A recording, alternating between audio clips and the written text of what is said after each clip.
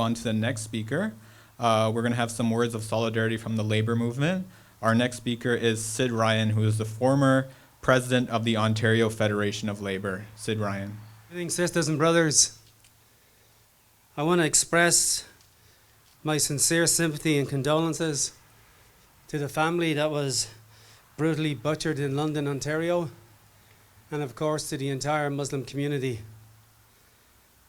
I was listening to several speeches today in the House of Parliament, and I was very pleased, as Brother Zafar said, that every politician that spoke condemned this act as an act of terrorism.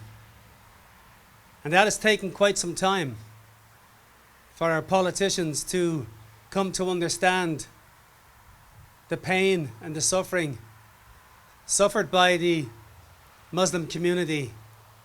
And somehow we all know that unless we can name the vile acts and call them for what they are, Islamophobia, unless we can do that, we cannot solve the problem.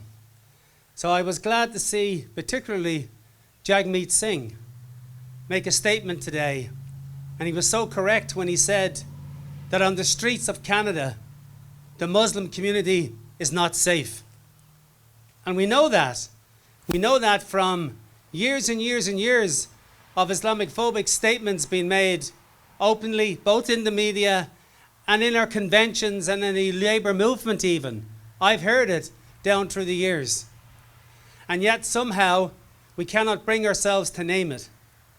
And just 2 years ago, there was a debate that took place in the House of Parliament, and it was a private member's bill was being debated by a Liberal MP from Mississauga.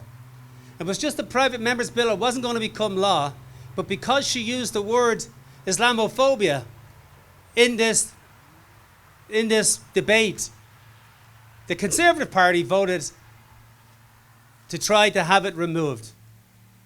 They put on great pressure and turned the debate into a debate of hate almost in the Parliament. So you can see that yet the politicians have not fully learned the lessons of Islamophobia in this country.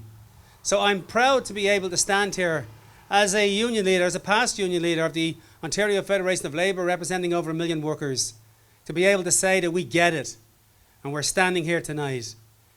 But we do also have to remember there's a young 9-year-old child that will wake up tomorrow without a mommy and a daddy and a grandmom and a sister.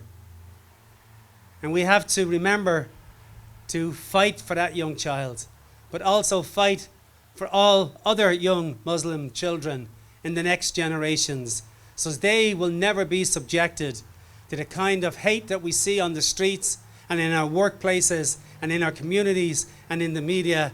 We have to come together, both the Muslim community and your allies and friends in the broader community, to make absolutely certain we put this vile Islamophobic poison to bed. Thank you very much, sisters and brothers.